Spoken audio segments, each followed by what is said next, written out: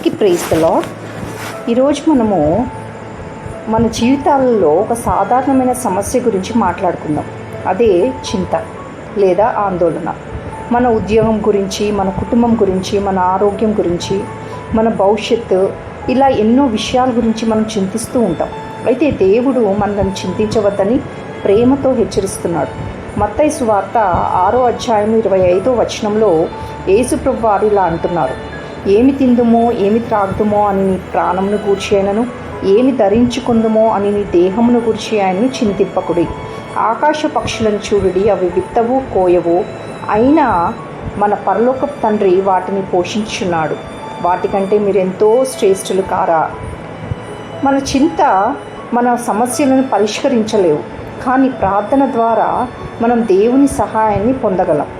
ఫిలిప్పీలకు రాసిన పత్రిక 4వ అధ్యాయము 6-7 వచనాల్లో ఇలా వ్రాయబడింది: దేనిని గూర్చి చింతపడకుడు కానీ ప్రతి విషయంలోనూ ప్రార్థన విజ్ఞాపనం చేత కృతజ్ఞతాపూర్వకంగా మీ విన్నపములు దేవునికి తెలియచేయండి.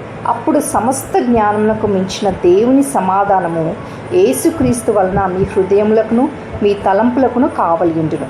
మనం ప్రార్థించినప్పుడు దేవుడు మనకు జ్ఞానానికి మించిన శాంతిని దయచేస్తాడు. మనం బలహీనంగా ఉన్నప్పుడు, భయంతో నిండినప్పుడు దేవుని వాగ్దానాన్ని జ్ఞాపకం చేసుకోవాలి. యెషయా గ్రంథం 41వ అధ్యాయము 10వ వచనంలో ప్రభు ఇలా సెలవిస్తున్నారు: నీకు తోడై ఉన్నాను, భయపడకము, నేను నీ దేవుణ్ణై ఉన్నాను, దిగులు పడకము, నేను నిన్ను బలపరుతును, నీకు సహాయం చేయవాడను నేనే. ఆయన మనకు సహాయం చేయడానికి, మనల్ని బలపరచడానికి ఎల్లప్పుడూ సిద్ధంగా ఉంటారు.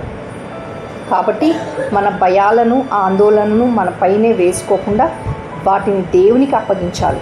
1 పేతురు 5వ అధ్యాయము 7వ వచనంలో ఆయన మిమ్మల్ని గూర్చి చింతించుచున్నాడు కనుక మీ చింత యావత్తు ఆయన మీద వేయుడి.